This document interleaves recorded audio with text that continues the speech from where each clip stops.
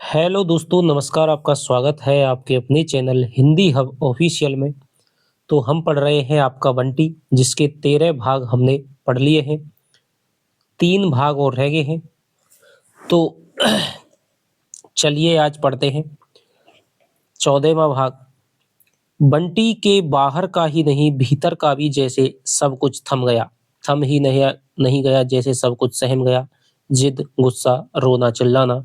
School से लौटकर portico में खड़ा-खड़ा अमीजोत और मम्मी की राह देखता रहता है, पर जब से वे लोग आ जाते हैं तो लगता है नहीं, वह उनकी राह तो नहीं देख रहा था। तीनों एक साथ उतरते हैं पर बुरा नहीं लगता। ए बंटी, चल रमी खेलें, तो खेलने बैठ जाता है। रमी एक खेल होता है। स्कूल से आए नहीं कि तुम लोगों की ताश शुरू हो गई, आज होमवर्क नहीं करना है। मम्मी झड़कती है तो चुपचाप पढ़ने बैठ जाता है। कई बार पेंटिंग करने को मन करता है, पर रंग की बहुत सारी शीशियां तो टूट गईं, सारे रंग बह गए। अब जो बचे कुचे रंग हैं, उनसे कुछ बनता ही नहीं। मम्मी जब भी उसे अकेला पाती है, आकर कारण अकारण प्यार करने लगती है। उस समय मम्मी की आंखों में जाने क्या कुछ तैरता रहता है। खाने की मेज पर बैठते समय नजर नीचे किए रहने पर भी अब बस त्रिकोण उभर आता है और उसकी भुजाएं एक सिरे से दूसरे सिरे तक दौड़ती रहती हैं। मम्मी की आंखें उसकी प्लेट में चिपकी हुई उसे घूरती रहती हैं। जब तक डॉक्टर साहब घर में रहते हैं, मम्मी कहीं भी रहें, कुछ भी करें, उनकी आंखें बंटी के आगे पीछे ही घूमती रहती है। उसे ही देखती रहती हैं। वह पढ़ता है तब भी, वह खाता है तब भी, सोता है तब भी। सतर्क, चौकन्नी और घूरती हुई आंखें। पहले बंटी उन आंखों की एक तीखी सी चुभन महसूस करता था, अब केवल आंखों का होना भर महसूस करता है। सवेरे डॉक्टर साहब के जाते ही मम्मी की आंखें लौटकर उनके अपने चेहरे पर चिपक जाती हैं और वे जल्दी कॉलेज जाने के लिए तैयार होने लगती हैं। उस समय वे आंखें बिल्कुल बदल जाती हैं। अच्छा, मम्मी बिना आंखों के देखती कैसे होंगी? शायद वैसे ही जैसे वह आजकल आंखें होने पर भी कुछ नहीं देखता। या कि हो सकता है मम्मी के पास 2 जोड़ी आंखें हों, चेहरे भी तो कई सारे हैं। बंटी डॉक्टर साहब के बगल में बैठा हुआ जा रहा है स्टेशन पापा को लेने के लिए। पिछली बार माली के साथ गया था, तांगे में बैठकर तो कितना प्रसन्न था। सारे रास्ते चहकता गया था। इस समय भी चाह रहा है कि खुश हो, महसूस करे कि पापा आ रहे हैं, पर भीतर का सब कुछ गुमसुम हो गया है। कितनी-कितनी बातें तो वह सोचा करता था, पापा से कहने के लिए, पापा को लिखने के लिए, पर इस समय तो जैसे एक अजीब-सा डर है, जो मन में समा रहा है। नहीं डर भी नहीं, ना खुशी, ना डर, बस कुछ नहीं, क्या सचमुच पापा उसके लिए आ रहे हैं? कल स्कूल से लौटा तो मम्मी घर में ही थी, लपक कर उसका बस्ता ले लिया। आ गया बेटा? तो मम्मी आज कॉलेज नहीं गई, पर कपड़ों और जूड़े से लग रहा था कि गई होंगी। हो सकता है जल्दी आ गई हो, पता नहीं क्यों। ले कपड़े बदल ले, बहुत दिनों बाद मम्मी उसके लिए इस तरह कपड़े लेकर आई है। लग रहा है मम्मी जैसे कुछ परेशान है, पर उसने तो कुछ नहीं किया। जाने क्यों वह यह बात कहीं बहुत गहरे मन में बैठ गई है कि मम्मी की परेशानी के बीच कहीं वही होता है। कपड़े बदलते ही मम्मी उसे कंधे से थामकर अपने कमरे में ले गई।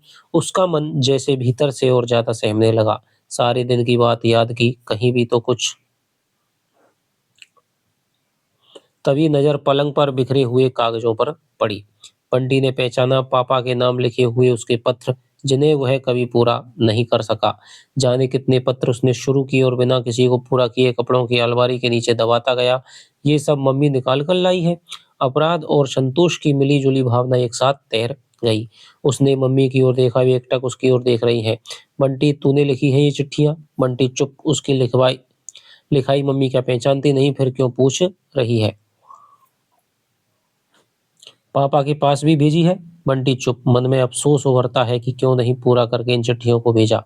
भेज देता तो अभी तमक कर कहता, हाँ भेजी है और भी भेजूंगा। बोल बेटे, में गुस्सा नहीं हो रही, सिर्फ पूछ रही हूँ, भेजी है तूने चिट्ठियां? कैसे भेजी, किसके साथ भेजी? बंटी चुप। क्या बोलने को कुछ है ही नहीं? मैं सोच रही थी यह उनका अपना ही आग्रह है, अपनी ही जिद है, पर अगर तूने लिखा है तब तो। पता नहीं मम्मी उसे बोल रही है या अपने आप से। एकाएक मम्मी ने बंटी को खींचकर अपने से चिपका लिया। क्यों बंटी, क्या तेरा सचमुच ही मन नहीं लगता? तू पापा के पास जाना चाहता है, जाएगा। ठीक है बेटे, तू वहीं चला जा, तेरे पापा तुझे लेने आ रहे हैं। अब मैं भी नहीं रोकूंगी, जब तू ही खुश नहीं, आखिर अपने पापा से कम जिद्दी तो तू भी नहीं। और मम्मी के हाथ की पकड़ ढीली हो गई। बंटी तब भी कुछ नहीं समझा, सारी बात तो सवेरे समझ में आई, नहीं सारी बात तो अभी भी उसकी समझ में नहीं आई।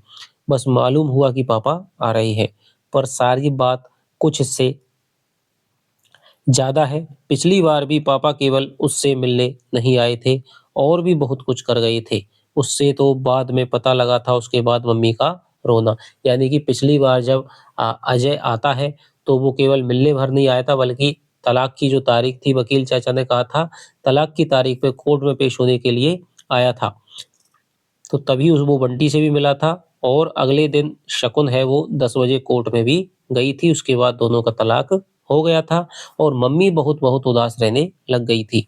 इस बार क्या करेंगे, उसने डॉक्टर साहब की ओर देखा। वे सामने सड़क पर नजर गड़ाए हुए गाड़ी चला रहे हैं।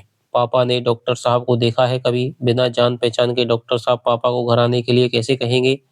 सवेरे मम्मी ने बंटी को अपने हाथ से तैयार किया और खुद यूं ही घूमती रही, तो डॉक्टर साहब ने पूछा, तुम स्टेशन नहीं चलोगी? नहीं। क्यों? बस यूं ही तुम और बंटी चले जाओ। डॉक्टर साहब एक क्षण देखते रहे। ठीक है। फिर उनका चेहरा अखबार में छिप गया। तुम कॉलेज तो नहीं जा रही हो ना? अखबार एक ओर रखकर उन्होंने पूछा, तो मम्मी ने ऐसे देखा मानो पूछ रही हूँ क्या। भाई किसी को तो घर में रहना चाहिए। मुझे तो 10 बजे एक जरूरी मीटिंग में जाना है। पर वे यहाँ आएंगे नहीं। क्यों नहीं आएंगे? I will insist. यानी मैं क्या करूंगा? आग्रह करूंगा। बंटी तुम भी जोर लगाना बेटे, समझे? और बंटी ने तभी सोच लिया कि वह एक बार भी नहीं कहेगा। पापा यहाँ आ गए तो वह बात कैसे करेगा? इस घर में तो यह बात वह बात कर ही नहीं सकता। कितनी कितनी बातें करनी है उसे, और फिर जैसे एक सिरे से बातें उभरने लगी, तो इतनी इतनी की सब कुछ गड़बड़ होने लगा। पापा घर आ गए तो पापा आएंगे, पर पापा नहीं आए। स्टेशन पर बंटी ने ही पापा को पहचाना। देखते ही हमेशा की तरह पापा ने लपक कर उसे बाहों में भर लिया, और गोद में उठाकर गालों पर ढेर सारे किस्सू दे दिए। फिर जोर से सीने से चिपका लिया। बंटी बेटा। बाहों में भिंजे बिछे सीने से चिपके चिपके बंटी के मन में बहुत दिनों का जमा हुआ कुछ पिघलने लगा। अनायासी आंखों में आंसू आ गए। उन्हें भीतर ही भीतर पीता हुआ वह गोद से नीचे उतर आया। इतना बड़ा होकर वह रोएगा भी नहीं, गोद में भी नहीं चढ़ेगा। पापा की पहली वाली बात याद आ गई। लड़कियों की तरह रोते हो? पापा दोनों कंधे से थामे उसे देख रहे हैं, पर जैसे पहले देखते थे वैसे नहीं। खूब घूर घूर कर देख रहे हैं। एकाएक लगा जरूर कहीं आगे पीछे से मम्मी की आंखें भी देख रही होंगी। सब लोग उसे इस तरह क्यों देखते हैं? उससे जाने कैसा कैसा लगने लगता है, डर सा। पापा उसी तरह देखते हुए उससे कुछ पूछ रहे हैं, कुछ कह रहे हैं। डॉक्टर साहब एक तरफ खड़े हैं चुपचाप, और अब डॉक्टर साहब हाथ मिलाकर घर चलने के लिए जिद कर रहे हैं। खूब खूब कुछ और भी कह सुन रहे हैं। बंटी एक तरफ खड़ा है चुपचाप। बंटी तुम घसीट कर ले चलो पापा को, देखो तो बात ही नहीं मानते। बंटी ने पापा की ओर देखा। पापा वैसे मुस्कुरा रहे हैं, पर बिल्कुल नहीं मुस्कुरा रहे हैं। ऐसे कहीं मुस्कुराया जाता है? सारा चेहरा तो कैसा सख्त सख्त हो रहा है। पापा भी कहीं प्रिंसिपल हो गए क्या? अभी भी नजरें बंटी के चेहरे पर टिकी हुई है। कहो बेटा, पापा से चलने के लिए चलिए ना पापा। उसने सहमे सहमे स्वर में कहा, तो पापा की नजरों की चुभन और तीखी हो गई। बंटी और भी ज्यादा सहम गया। बात यह है पापा डॉक्टर साहब से कुछ कह रहे हैं। एक क्षण को बंटी की आंखों के सामने धीरे धीरे रात का अंधेरा फैल गया, और उसकी छोटी सी हथेली में से पापा का हाथ फिसलता ही चला गया। अपने घर के फाटक पर रह गए वह और मम्मी, अकेले अकेले। वह और डॉक्टर साहब लौट रहे हैं। यानी पहले जब अजय मिलने आया था, तो बंटी उसको अपने घर ले गया, क्या क्योंकि जो नौकर आया था, माली लेने गया था, वो क्या है, उनके आने से पहले ही चला जाता है। तो बंटी जिद करके रोने लग जाता है। तो तांगे में बैठ करके अजय और बंटी दोनों घर जाते हैं। तो बंटी भीतर भी खींचता है हाथ पकड़ करके। तब की ये बात है। वह और डॉक्टर साहब लौट रहे हैं। पापा सर्किट हाउस उतर गए। उसे उतरने के लिए भी नहीं कहा। कितनी बातें करनी थी उसे पापा से। अब 4 बार घर आएंगे तो वह कुछ बात कर पाएगा? वह कुछ भी बात कर पाएगा? बंटी की बात से भी ज्यादा जरूरी पापा का काम है। पापा उसके लिए नहीं आए हैं, अपने काम के लिए आए हैं। थोड़ी देर पहले बंटी के मन में जो कुछ पिघला था वह फिर से जमने लगा। स्कूल भी नहीं गया और पापा भी नहीं ले गए। अब वह क्या करे? इस कमरे से उस कमरे में, भीतर से बाहर यूं ही आ जा रहा है। घर में वह और मम्मी रहे अकेले अकेले, ऐसा बहुत कम होता है आजकल। पर जब भी होता है उसे अच्छा लगता है। तब मम्मी उसे प्यार करती है और थोड़ी देर के लिए पुरानी वाली मम्मी हो जाती है। आज भी तो दोनों ही हैं। वह कुछ ना करता हुआ मम्मी के पास जाता है। तो मम्मी बस एक बार उसकी ओर देखती ज़रूर है और फिर नज़रें हटाकर कुछ करने लगती है जैसे कटी-कटी फिर रही हो। वह पापा के पास से आया है इसलिए मम्मी नाराज़ है, दुखी है, अच्छा है, हो नाराज़, हो दुखी, अभी क्या है? अभी तो वह यहीं घूमने गया था, जब उनके साथ कलकत्ता चला जाएगा तब पता लगेगा। अब कहकर तो देखें उससे कि मत जा तब वह बताएगा, पर मम्मी ने कुछ भी नहीं कहा। साढ़े 4 बजे के करीब पापा आए, तो मम्मी ने ऐसे नमस्ते किया जैसे किसी अजनबी को कर रही हो। जोत भी कैसे देख जोत भी कैसे देख रही है पापा को, बंटी का मन हो रहा है पापा जोत से बात करें, उसे प्यार करें तभी तो जोत को अच्छे लगेंगे पापा। उसने कहा जो था मेरे पापा भी खूब अच्छे लगेंगे पर पापा तो चाय की मेज पर गए तो ढेर सारी खाने की चीजें फैली हुई थी। वे लोग जिस दिन स्कूटी में आए थे ठीक उसी तरह उस दिन डॉक्टर साहब मम्मी की खातिर कर रहे थे, आज क्या मम्मी पापा की खातिर कर रही हैं? बार-बार लग रहा है कि कोई लंबा सा आदमी आएगा और दहाड़ता हुआ कहेगा वाह! आज खाने की मेज लग रही है। वह मम्मी और पापा, अम्मी और जोत नए आदमी के सामने कैसे चुप-चुप बैठे हैं। जैसे वह उस दिन बैठा था पर आज तो वह चुप है। उसका बड़ा मन हो रहा है वह कुछ न कुछ बोलता ही रहे जैसे अम्मी और जोत उस दिन बोल रहे थे। जैसे हमेशा बोलते हैं पर पापा की नज़रें इस तरह गड़ी हुई हैं उसके चेहरे पर कि कुछ कहा भी नहीं जाता। फिर मम्मी तो चुप है, मान लो वह कुछ कहें और पापा कुछ जवाब ही ना दें तो जोत कहेगी नहीं कैसे हैं तेरे पापा? पापा ही उससे क्यों नहीं कुछ पूछते-पूछते अपने मम्मी-पापा के साथ बैठकर भी खाने की मेज़ लगी ही नहीं। चाय के बाद मम्मी-पापा को लेकर बैठने के कमरे में तो वह भी पीछे-पीछे चला गया। मम्मी गर्दन घुमा-घुमा कर इस तरह कमरे को देख रही जैसे पापा नहीं वे खुद बाहर आई हैं और पापा हैं कि कमरा देख ही नहीं रहे। मुझे खबर बहुत देर से मिली थी इसलिए बधाई भी नहीं भेज सका। मम्मी चुप, बंटी का मन हो रहा है कि कुछ बात करे इधर-उधर की कुछ भी। मम्मी-पापा और उसने एक साथ नाश्ता किया है, एक साथ कमरे में बैठे हैं और वो इस समय को, इस स्थिति को जैसे पूरी तरह महसूस करना चाहता है भीतर तक, पर अपनी जगह पर ऐसा जम गया है कि ना हिला-डुला जा रहा है, ना कुछ बोला ही जा रहा है। एकाएक इच्छा हुई कि पापा से कहे चलिए पापा हमें घुमा लाइए। यहाँ तो रात तक भी बैठा रहा तो कुछ नहीं कहा जाएगा और उसकी ढेर सारी बातें जो देख तो लो पापा उसे ले जा रहे हैं वह सारी चीजें लिए चला आ रहा है। अम्मी उछल-उछल कर उसकी चीजें देख रहा है, अरे यह भी है बंटी भैया। वैसे तो मैंने लिखा ही था, यूँ भी सवेरे से मुझे यह बहुत बात अधूरी छोड़कर पापा बंटी की ओर देखने लगते हैं। मम्मी एक बार बंटी की ओर देखती है फिर पापा की ओर, फिर उसकी नज़रें ज़मीन में गड़ जाती हैं। उनका चेहरा कैसा पीला-पीला हो रहा है। अच्छा है मम्मी को पता लगेगा, बता दें पापा को कि मम्मी यहाँ आने के बाद उसे मारने भी लगी है। कभी उसके साथ नहीं सोती और खट-खट और खट उँगलियों का क्रॉस बन जाता है। बंटी तू अम्मी और जोत के साथ खेल बेटा। उसे हटा देना चाहती है, डर रही होंगी ना बंटी सब बता देगा। वह बिल्कुल नहीं जाएगा, पापा को सारी बात बताएगा। पापा उसी के लिए तो आए हैं। मम्मी की तो पापा से कुट्टी है फिर, वह टस से मस नहीं हुआ। पापा उसे देख रहे हैं पर जैसे उसका चेहरा नहीं देख रहे हैं, चेहरे के भीतर कुछ देख रहे हैं और मम्मी सहमी-सहमी सी पापा को देख रही है। फिर सा, जाओ बेटे बाहर खेलो। इस बार पापा ने कहा तो बंटी झन्नाता हुआ चला गया। स्टेशन पर गया तो बेटे इस समय हमें कुछ ज़रूरी काम है, शाम को हम आएँगे। अब की बार आए तो बेटे बाहर खेलो। फिर आए किस लिए हैं यहाँ पर? कहीं अभी टिलटिलाता करता हुआ हवा में तैर गया। पर गुस्सा पापा पर नहीं मम्मी पर आ रहा है। पहले मम्मी नहीं थी तो सारे दिन पापा ने उसे कितना घुमाया था। आज ज़रूर मम्मी ने कुछ और फिर जैसे पुराना सारा गुस्सा भी एक साथ उभर आया। कुछ ऐसा करे कि मम्मी को पता लगे और जब थोड़ी देर बाद बुलाकर पापा ने प्यार से अपनी गोद में बिठाया, पूछा बेटा हमारे साथ कलकत्ते चलोगे ना, मैं तुम्हें लेने आया हूँ। तो मम्मी की ओर देखते-देखते ही गुस्से में से बोला जैसे पापा को नहीं मम्मी को जवाब दे रहा हो, ज़रूर चलूँगा, मैं यहाँ बिल्कुल नहीं रहूँगा। यह बात उसने हज़ार-हज़ार बार मम्मी को ही तो कहनी चाहिए है, अच्छा है मम्मी भी सुन ले। पापा ने उसे अपनी बाहों में समेट लिया तो बंटी के मन में अभी का जमा हुआ गुस्सा जैसे बह गया। पापा से चिपका-चिपका ही वह रो पड़ा। पापा ने कसकर उसे सीने से चिपका लिया। रो मत बेटे बंटी रो मत और उसकी अपनी आवाज़ भी भीग गई। जाने कहाँ से देखती हुई मम्मी की आँखें बिल्कुल सूख गईं। बिना आँसू की भीगी-भीगी आँखें, सफ़ेद चेहरा, अब पता लगेगा मम्मी को। पापा उसे घुमा रहे हैं, कलकत्ते के बारे में बता रहे हैं। पर बंटी कुछ सुन ही नहीं रहा, वह सोच रहा है, सोच ही नहीं रहा, देख रहा है मम्मी उसके पलंग पर बैठी रो-रो कर कह रही है, "मत जा बंटी, मत जा, मैं तेरे बिना रह नहीं सकूँगी आज तक कभी।" और मन ही मन में वे शर्तें तैरती हैं, जो मम्मी के सामने वह रखेगा, मम्मी सब मानेंगी तो वह रहेगा, पक्का वाला प्रॉमिस, झूठ-मूठ का बहकावा अब नहीं चलेगा।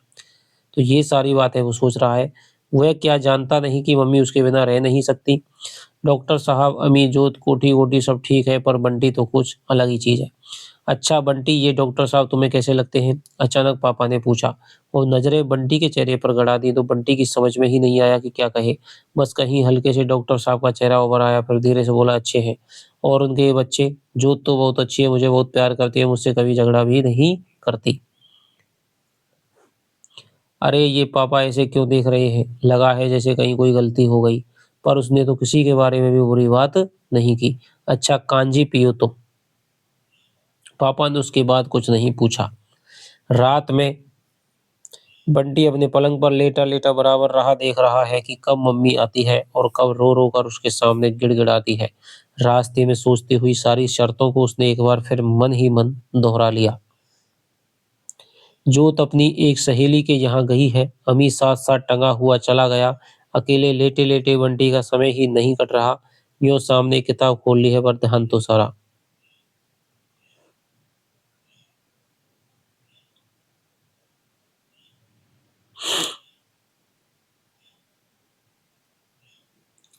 मम्मी अपने कमरे में है, डॉक्टर साहब के साथ ज़रूर रो रही होंगी, हो सकता है डॉक्टर साहब से कह रही हों कि वे समझाएँ, सोचती होंगी कि मैं उनसे डर जाऊँगा। अब तो पापा है, अब तो मैं कहूँगा यह सब नहीं चलेगा, मैं बर्दाश्त नहीं करूँगा।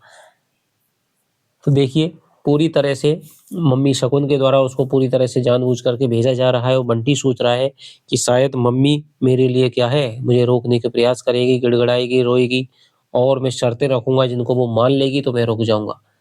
अब कहीं अगर कहीं डॉक्टर साहब समझाने आ ही गए तो उनको क्या जवाब देगा ये तो सोचा ही नहीं। नहीं, उन्हें कोई जवाब नहीं देगा। पर कोई आ ही नहीं रहा, हिम्मत ही नहीं हो रही आने की शायद इतने में जोत और अमी आए तो सीधे मम्मी के कमरे में घुस गए। ये लोग कैसे उस कमरे में घुस जाते हैं, जाने क्यों वह इस तरह कभी उस कमरे में घुस ही नहीं पाता। या तो कभी मम्मी ले गई है तो गया है या फिर छिपकर। थोड़ी देर बाद जोत आई और पूछा, तू कल अपने पापा के साथ कलकत्ते जा रहा है? तो उस कमरे में यही बात हो रही है। हाँ, मेरे पापा लेने आए हैं, जाऊँगा नहीं मैं। बंटी इतनी ज़ोर से बोला कि मम्मी अपने कमरे में भी सुन ले।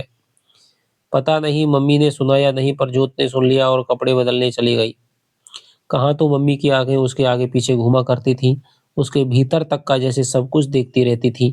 अब आज क्या हो गया? उसकी आँखें भी इसी तरह घूम-फिर क सकती, तो वह भी देखता कि मम्मी क्या कर रही हैं, क्या कह रही हैं। थोड़ी देर बाद एकाएक मम्मी कमरे के दरवाजे पर आकर खड़ी हो गई। बंटी ने भरपूर नज़रों से मम्मी को देखा और फिर किताब पढ़ने लगा, जैसे उसे किसी का कोई इंतज़ार नहीं। धीरे-धीरे मम्मी पास आकर बैठ गई। बंटी ने मन ही मन में जल्दी से एक बार सब दोहरा लिया। कहीं ऐसा ना हो मम्मी रोने लगे, वह खुद भी रो पड़े। नहीं, रोना-वोना बिल्कुल नहीं है इस बार। पर मम्मी कुछ नहीं बोली, बस उसका सिर सहलाने लगी। उसने एक बार फिर मम्मी की ओर देखा, नहीं मम्मी रो तो नहीं रहीं, अब रोएँ शायद। पर जब नहीं रोईं तो बंटी ने कहा, मैं कल पापा के साथ कलकत्ते जा रहा हूँ। मम्मी एकटक उसकी ओर देखती रही, जैसे उसकी बात का अर्थ समझने की कोशिश कर रही हों या कि जैसे उस पर विश्वास नहीं हो रहा हो, पर रो तो नहीं रही। मैं फिर कभी तुम्हारे पास आऊँगा भी नहीं, पापा के पास ही रहूँगा हमेशा। मम्मी उसके बाल और गाल ही सहलाती रहीं, फिर धीरे से बोली, बंटी, बंटी जैसे अगले वागले के तैयार, अब कहो कि मत जा। तेरे लिए क्या-क्या लाऊँ बेटे, तू अपनी पसंद की चीज़ें बता दे, वही सब। तो क्या मम्मी उसे रोक नहीं रही हैं?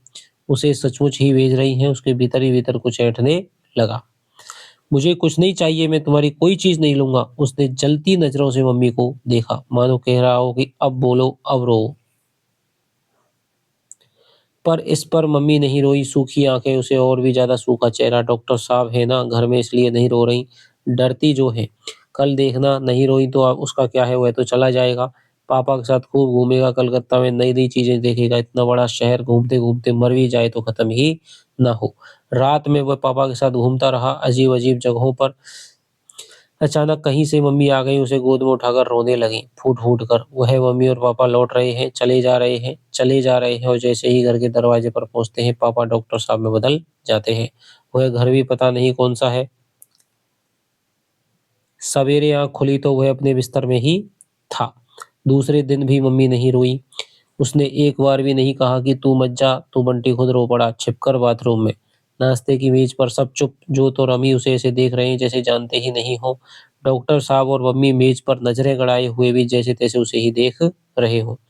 सब देखो पर कोई मत कहो कि मत जा। सब शायद यही चाहते हैं कि मैं चला जाऊँ, मम्मी भी। और जैसे मन में कुछ उफनने लगा, गले में आकर कुछ ऐसा फँस गया कि खाते नहीं बना। बस अश्रुआई आँखों के सामने से एक बार फिर लाल तिकोन तैर गया। ना मम्मी कॉलेज गई, ना उसे स्कूल भेजा। बहुत मन हुआ कि कह दे वो स्कूल क्यों नहीं जाएगा। कल भी नहीं गया, आज भी नहीं, उसे पढ़ना नहीं है, पर कुछ भी नहीं कहा गया। गला जैसे किसी ने भींच दिया है, गला नहीं कहीं कुछ और जैसे भिज गया है। मम्मी चुप-चुप उसका सामान जमा रही है, उसके कपड़े, उसके खिलौने। मन हुआ भड़बड़ाता जाए और एक-एक कपड़ा बाहर निकाल डाले। नहीं जाएगा वो कलकत्ते, क्यों जाएगा, कैसे जाएगा? 1 महीने बाद इम्तिहान नहीं है उसके, वह रहा कभी मम्मी के बिना। तो अब उसे लगा था कि शायद मम्मी रोएगी, मनाएगी, रोकेगी, लेकिन अब वो रोक नहीं रही है, तो अब बंटी जो जिसके लिए जा रहा था, मम्मी को दिखाना चाहता था, वो चीज़ उसकी पूरी नहीं हो रही है, तो वो चाहता है कि अब मैं जो सामान पैक वगैरह किया है, उसको निकाल के फेंकवा दूँ। पर कुछ नहीं, कुछ भी तो नहीं कहा उससे। वह आँसू पीता हुआ इधर-उधर घूमता रहा, मम्मी सामान जमाती रही। जैसे-जैसे समय बीतता गया, आँसू भी जैसे भीतर जाकर जम गए और जब सब कुछ जम गया, तो मम्मी उसके सामने आकर खड़ी हो गई। उसके दोनों कंधों को पकड़कर पूछा, "बंटी, वहाँ जाकर मुझे बिल्कुल भूल तो नहीं जाएगा? चिट्ठियाँ लिखेगा मुझे और देख बेटे, यदि वहाँ मैं बिल्कुल याद नहीं करूँगा, मैं कभी चिट्ठी नहीं लिखूँगा। तुम मेरी।" बाकी शब्द जैसे भीतर ही उठकर रह गए। अब बोलो, अब रो, रो। पर मम्मी की आँखें सचमुच ही छलछला आईं, पर वे कुछ नहीं बोली, चुपचाप लौट गईं। पापा को लेने के लिए कार गई हुई है। बंटी का सारा सामान तैयार है। सामान के ऊपर 3-4 पैकेट रखे हुए हैं। मम्मी ने लाकर रखे हैं, वह बिल्कुल नहीं ले जाएगा। मम्मी कहेगी तब भी नहीं। डॉक्टर साहब भी आ गए हैं। बंटी, तू गर्मी की छुट्टियों में यहीं आ जाना, हम लोग फिर चाची अम्मा के पास चलेंगे। वह एक क्षण तक जोत का चेहरा देखता है, फिर कहता है, नहीं, मैं क्यों आऊँगा यहाँ? मुझे नहीं जाना कहीं, मैं तो वहीं घूमूँगा छुट्टियों में। और उसे लगता है जैसे वह जोत से नहीं कह रहा है, अपने आप से कह रहा है। अब तो सचमुच वह कभी नहीं लौटेगा, कभी भी नहीं। क्या समझ रखा है मम्मी ने उसे? गाड़ी के आते ही डॉक्टर साहब बाहर निकल आए। मम्मी क्यों नहीं निकल रही है? आपने तो बड़ी देर कर दी, हम तो कभी से राह देख रहे थे। आपके साथ बैठने का तो बिल्कुल समय मिला ही नहीं। पापा भीतर नहीं आ रहे। आई एम सॉरी, बस कुछ ऐसा ही हो गया कि फिर कोट की बाँह सरका-कर घड़ी देखते हुए बोले, अब तो एकदम गाड़ी का समय हो गया है। बंटी, तैयार हो ना बेटे। तो बंटी दौड़कर पापा के पास जाकर खड़ा हो गया। भीतर ही भीतर सहमा हुआ, पर ऊपर से जैसे सधा हुआ। सब देख लें कि उसे भी खूब-खूब प्यार करने वाले पापा हैं, जो उसे ले जा रहे हैं अपने साथ। कोई मत रखो उसे यहाँ। मम्मी अभी भी नहीं आ रहीं, पापा की नज़रें भी शायद उन्हीं को ढूँढ रही हैं। मम्मी क्या निकलेंगी ही नहीं? बंशीलाल सामान जमाने लगा तो बंटी ने वे पैकेट निकाल कर अलग कर दिए। अरे, ये तो तुम्हारे लिए ही लाए हैं बेटा, तुम ले जाओ। बंटी कुछ नहीं बोला, चुपचाप उन डिब्बों को सीढ़ियों के एक किनारे पर रख दिया। पापा ने एक बार घूर कर डॉक्टर साहब को देखा। डॉक्टर साहब का चेहरा जाने कैसा-कैसा हो आया। तभी भीतर से मम्मी निकल कर आईं। उन्होंने एक बार पापा की ओर देखा, फिर बंटी की ओर देखा, फिर पैकेट की ओर। फिर धीरे से आगे बढ़कर उन्होंने बंटी को पकड़कर अपनी ओर खींचा और प्यार किया, पर बोली कुछ नहीं। बंटी छिटक कर पापा के पास चला गया और उनकी बाँह पकड़कर खड़ा हो गया, जैसे वह पूरी तरह यह दिखा देना चाहता हो कि वह पापा का बंटी बन गया है, पापा के पास ही जा रहा है। गाड़ी में सब बैठे, डॉक्टर साहब, अमी, जोत, पर बस मम्मी बाहर ही खड़ी रहीं। पापा ने डॉक्टर साहब की ओर देखा। शी इज़ वेरी अपसेट, कि वो बहुत क्या है, अपसेट है, और उन्होंने गाड़ी स्टार्ट कर दी। ना चाहते हुए भी बंटी की नज़र मम्मी की ओर चली ही गई। उनका एक हाथ हिल रहा था और वे शायद रो रही थी। रोती हुई मम्मी पीछे छूट गई। कोठी-कोठी का उजड़ा हुआ अहाता, कोठी के बाहर का लाल तिकोन सबके सब पीछे छूट गए। स्टेशन की भीड़, गाड़ी में बैठा खिड़की से झाँकता बंटी, प्लेटफ़ॉर्म पर खड़े हुए डॉक्टर साहब, पापा, अम्मी, जोत और भी ढेर सारे लोग। डॉक्टर साहब के टूटे-टूटे वाक्य, आप इसकी खबर देते रहिएगा, यू नो सी, अगर बहुत परेशान हो तो। बंटी भैया, हम भी कलकत्ते घूमने आएँगे। बंटी, मुझे चिट्ठी लिखना। और इसके साथ ही बहुत सारा शोर तरह-तरह का, और एकाएक ही सारे शोर के ऊपर उभरता है, बंटी मत जा बेटे, मैं तेरे बिना नहीं रह सकूँगी। दौड़ती-दौड़ती मम्मी चली आ रही है, बदहवास लाल आँखें पर मम्मी जैसे उस तक पहुँच नहीं पा रही है, सिर्फ़ उसकी आवाज़, उसकी धूम। तो ये बंटी खुद ही सोच रहा है। तभी गाड़ी चल दी और जो लोग आए थे वे भी छूट गए। हाथ हिलाते हुए डॉक्टर साहब, अम्मी और जोत, धीरे-धीरे सबके चेहरे घुल-मिल गए, फिर एक बिंदु में बदल कर ओझल हो गए। फिर प्लेटफ़ॉर्म की भीड़ और शोर, शहर का हिस्सा, जाना-पहचाना सब कुछ सरकता चला गया, छूटता चला गया, और थोड़ी ही देर में गाड़ी खेत खलिहानों और मैदानों की अनंत सीमाओं के बीच में दौड़ने लगी। बंटी ने गर्दन भीतर की ओर मोड़ ली। सब अपरिचित चेहरे, इतने अपरिचित चेहरों के बीच कैसी दहशत बंटी को हुई कि वो उठकर पापा के पास चला जाए और उनसे एकदम सट गया। पापा ने बहुत दुलार से उसकी पीठ सहलाई। बंटी, तो अपने आप ही जैसे आगे के शब्द तैर गए। वहाँ अपना घर होगा, तुझे बहुत अच्छा लगेगा बेटा, पर पापा पूछ रहे हैं बिस्तर लगा दें, तुम लेटोगे? इतने अपरिचितों के बीच में जैसे वह अपने आप से अपरिचित हो गया, पर बार-बार नज़र पापा की ओर उठ जाती है। इतने नए-नए चेहरों के बीच पापा का जाना-पहचाना परिचित चेहरा ही जैसे आश्वस्त करता है। मन हो रहा है कि उन्हें ही कसकर पकड़ ले, कहीं ऐसा ना हो कि पापा भी छूट जाएँ। थोड़ी-थोड़ी देर बाद कोई न कोई बहाना बनाकर उन्हें छू लेता है। बनाकर वह उन्हें छू लेता है, कभी हाथ पकड़ लेता है, लेकिन रात में बंटी फिर उन्हीं परिचित चेहरों, परिचित जगहों के बीच घूमता रहा। घूरती हुई मम्मी या उदास-उदास मम्मी, चिढ़ाता हुआ अम्मी, प्यार करती जोत, गंभीर-गंभीर डॉक्टर साहब, सवाल समझाते हुए sir, silence, silence, Bebu, Kailash, Titu, यार, बंटी कहाँ चला गया, बंशीलाल, लाल त्रिकोण, माली, दादा, आम का पौधा, सभी कुछ तो उसके आस-पास, उसकी पहुँच के भीतर रोज की तरह। पर सवेरे आँख खुली तो फिर चारों ओर नए चेहरे, वो एकदम पापा के पास चला गया। और दूसरे दिन जब हावड़ा पर उतरा तो लगा जैसे अपरिचितों के एक छोटे से दायरे में से उठकर किसी ने उसे अपरिचितों के एक बड़े से समुद्र में ही फेंक दिया है। कितनी भीड़, कितना शोर, सब कुछ कितना अनजाना, अनचिन्हा। उसका मन एक अजीब-सी दहशत से भर गया। उसने कसकर पापा की उँगली पकड़ ली। धक्के-मुक्के के बीच से बराबर यही खटका लगा रहा कि अगर पापा की उँगली छूट गई, तो फिर कहीं उसका पता नहीं लगेगा। पापा टैक्सी के लिए क्यू में जाकर खड़े हो गए। बंटी की कुछ भी समझ में नहीं आ रहा है। बस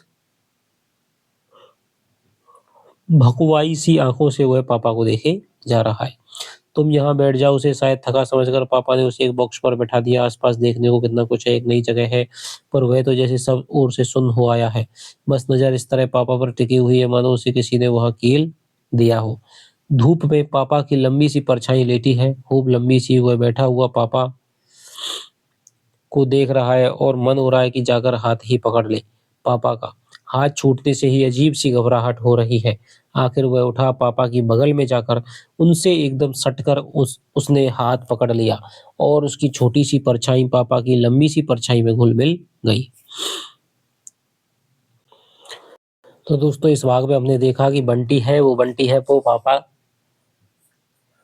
के पास उसका मन नहीं लगता है, जो कुछ भी उससे कहा जाता है, खेलने की खेल लेता है, पढ़ने की पढ़ना है, दूध-वूध पीना है तो दूध पी लेता है। और तभी वो स्कूल से आता है, तब देखता है कि मम्मी के उसके कागज़ हैं वो बिखरे पड़े हुए हैं, और उसे पता लग जाता है कि भाई बंटी है वो चिट्ठियाँ लिखता था। तो ब मम्मी उससे पूछती है कि क्या तुझे बिल्कुल भी तेरा मन नहीं लगता, तू बिल्कुल पापा के पास जाना चाहता है? और मम्मी भी अब विशेष रूप से इससे उकता गई है, तो वो चाहती है कि अब अजय को बुला कर के इसके साथ उसको भेज ही दे। तो वो कुछ समझ नहीं पाता है। अगले दिन उसे पता चलता है कि पापा आ रहे हैं, तो स्टेशन जाता है। स्टेशन पर पापा अलग ही रहते हैं। वो कहते हैं मुझे कुछ काम है, उसके बाद शाम को आऊँगा। शाम को आते हैं, घर में बातचीत होती है, और उसके बाद में वो ये दिखा देना चाहता है मम्मी को कि भाई तुम रोओगी, तुम रोकोगी मुझको मैं नहीं रोकूँगा, लेकिन मेरी शर्तें जब मानोगी तभी मैं रुकूँगा। लेकिन उसे पता नहीं है कि ये तो कुछ सोची-समझी साजिश है जिसको जानबूझ करके पिता के पास में कलकत्ते अपने से दूर किया जा रहा है। तो अंततः सुबह गाड़ी में डॉक्टर जोशी, अमी, जोत तीनों पापा और बंटी है वो निकल पड़ते हैं। मम्मी है और मम्मी के द्वारा दी गई सामान को भी बाहर निकाल लेता है, कुछ भी नहीं ले जाना चाहता। बार-बार उसे महसूस होता है, सोचता है वो कि मम्मी उसको रोक रही है, लेकिन वो नहीं रोकती है। थोड़ा बहुत उसको लाड़-दुलार करती है, लेकिन नहीं रोक पाती है। अंत में स्टेशन पर वो बैठ जाता है और गाड़ी में चल देता है। कलकत्ता पहुँच जाता है, जहाँ पर स्टेशन पर वो थक कर के उसको पिता उसको बैठा देता है। अब भी उसे क्या है कुछ अधूरापन लग रहा है। यानी कि अब पिता के पास आ गया, एक पक्ष हो गया, माता उसकी छूट गई और जब माता के पास था तो पिता छूट गया। यानी कि तलाकशुदा जो बच्चा है वो किसी एक के साथ में रहेगा, तो हमेशा ही उसको बंटी जैसी स्थिति में जीना पड़ेगा। एक तरफ़ा ही उसकी स्थिति रहेगी। तो यहाँ से आगे की जो कहानी है दोस्तों 15वाँ 16वाँ भाग है, उसको हम पढ़ेंगे अगली वीडियो में, क्योंकि 2 भाग हैं, वैसे भी वो इस वीडियो में नहीं आ पाएँगे। तो चलिए आपसे मिलता हूँ अगली वीडियो में, तब तक के लिए दोस्तों बाय-बाय, जय हिंद, जय भारत।